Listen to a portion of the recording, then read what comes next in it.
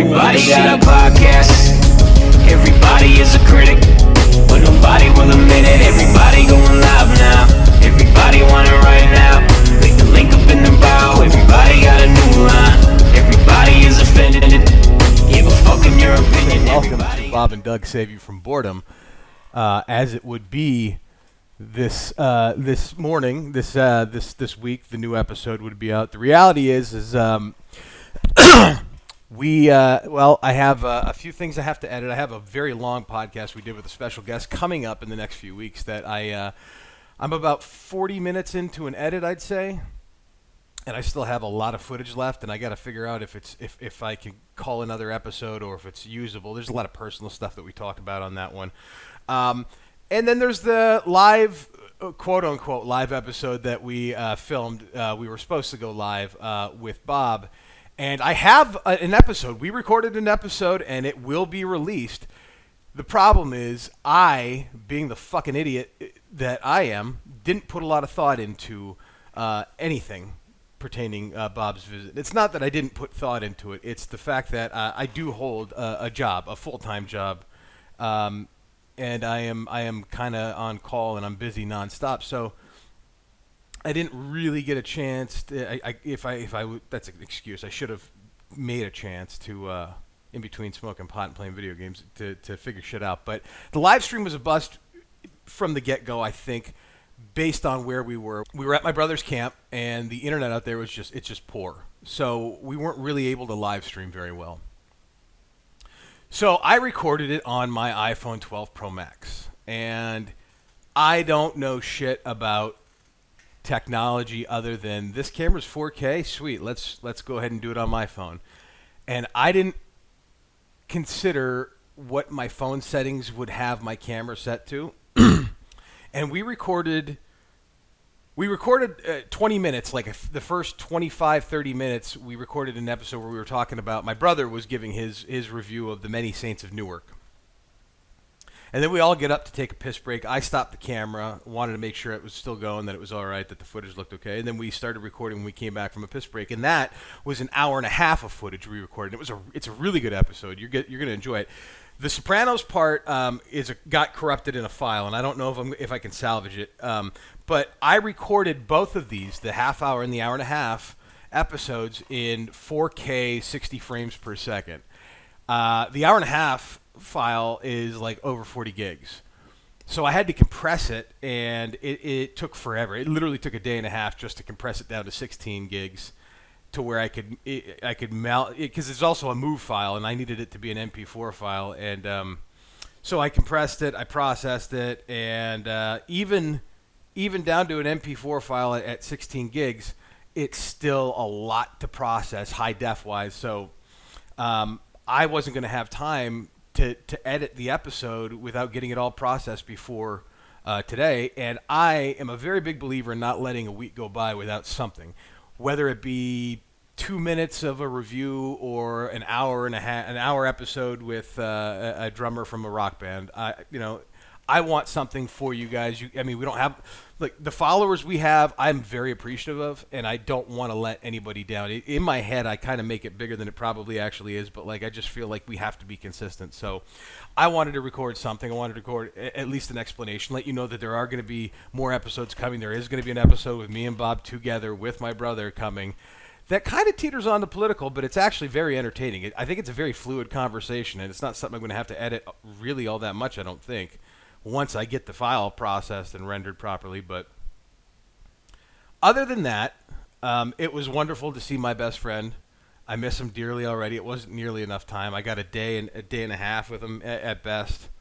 But that's life. You get older, shit changes, nothing really goes the way you want it to, unless you're somebody with like a reasonable intelligence. Like, I have so many friends who like travel the country for work, just like, here's a good example. Fucking Matt Lawrence. I can't wait to get that motherfucker on the podcast. A traveling tattoo. Like, I watch that guy's Instagram, and I live in envy of the life he lives, man. It is my dream life. Fucking flies. Same with Skylar. Like, there's everybody. I mean, I guess grass is always greener, and you always look at things through rose-colored glasses. I'm sure there's bad stuff, too, to everybody's lives that you don't see. But, like, I don't know. I watch Matthew Lawrence's Instagram feed, and it really kind of chaps my dick that I don't get to do some of the cool shit that he does. And it's not that I can't do it. It's just I don't know. I feel like at this point in my life, like I don't have I have just enough energy to make myself walk out of the house every morning to stay in shape. Like I force myself to do that.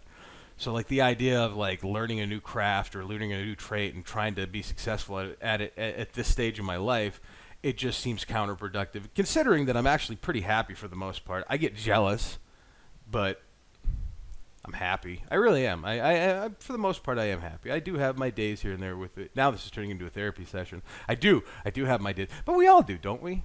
This is so strange. It's so weird not having Bob to bounce shit off of, but at the same time, like, it's kind of freeing that I can just say what's on my mind. Like, I did get my Puffco Peak. I should probably put that on the... No, I'm not going to do that right now. I got to load it up, heat it up. But yeah, holy shit, took my cannabis game to a next level. Oh, I know what I could talk about. I want to recommend some music for you guys to listen to. I'm not even going to put it up on my phone. I'm just going to dump it into the end of the episode here as I'm tailing out. But we've talked about Cecil Lauder before on the podcast. We actually did an episode where Bob listened to Rebel Yellow, and we talked a little bit about it. Bob's reviews never are in depth. He's a man of few words. But I genuinely love Cecil Lauder, and he has 2 albums and an EP. And the EP came out, I wouldn't say recently, but it's been a couple of years, but it was like the last thing to come out. And it's a 3-track EP with 3 instrumental versions of the 3 tracks after. And I never really gave it a shot. I not gave it a shot. I just never thought to pull it up until like a few weeks ago. And it's like one of the few things I can't stop listening to now. It's just those 3 songs really are pretty spectacular. And there's one in particular that I'm going to put at the end of this episode with the album cover, a link to his stuff. But I think you guys should if you like hip hop, if you really do like independent hip hop, if you're into like Sage Francis or the people Upgrade Hip Hop, Weird Science, I can't or Doomtree, Swanberger, like I don't know, there's like a lot of the artists on Strange Famous Records, Sage's label. I don't even say a lot of them. If you like those kind of artists, I can't imagine you not liking Cecil Lauder. I don't know. The guy's more of a producer than anything, I think, which is probably why he has the body of work that he has. But he's amazing. I love that fucking album. I love the music. I love the rhyme scheme. I love his voice. It's like a gravelly voice. I just love the dude. So I kind of want to promote as things that I love as much as possible. But, well, we're going on 8 minutes now. I've been rambling about complete nonsense, and I do apologize. I wanted to give you guys a legit episode, but absence makes the heart grow fonder, and I can only promise you that once I get this high-def video file figured the fuck out and edited, you are going to be seeing me and my brothers reunited together in a pole barn garage out in the middle of nowhere. And yeah, I'll get that out to you. And then we're going to have a great guest coming up, too. A really great guest coming up. So, yeah. Sorry there's no episode this week, but, hey, I made an 8.5-hour episode without Bob. Let's see what the analytics are like on that one, eh? All right, guys. I genuinely love you all. I genuinely appreciate every single one of you who listens or watches or comments or thumbs up or just pays some fucking attention because you're our friend or because you genuinely give a shit. Thank you. Sometimes I feel crazy. I feel a little off talking into a camera when there's nobody here. But to know that somebody is paying attention, whether that be good or bad, I don't know. It's still pretty cool. So thank you from the bottom of my heart. And from Bob's heart, he thanks you as well. This is some of the most fun I think we've ever had. I know I've ever had. I don't speak for him, but I kind of think he's having fun. The motherfucker sent me a photo on his way home today holding a Faygo ginger ale, so he's coming around. Whoop, whoop. We'll get him there. All right, guys.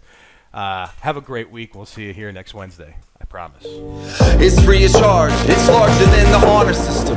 It's so easy to barter when we offer wisdom and our allegiance to keep you on the rhythm before the panic sets in and leads you off to prison. But you're not in prison, sitting behind bars. We're sitting inside bars and choosing to find scars to scratch, crack, in a flash they reopen. We've come to patch hole that has been broken, and it seems so far away, so hard to make growth. So we congregate so we can spill your heartache on the plate. So pour your heart out into a shot glass. Toast to the rocky past. Hoist up your body and laugh. It's all in the past. Let's put it out to pasture and overcome that overdone foot and mouth disaster. We'll put it all to shame. We'll build another chapter and spill another drink down the sink before you sink. So cause your candle's full of flame, your wings wouldn't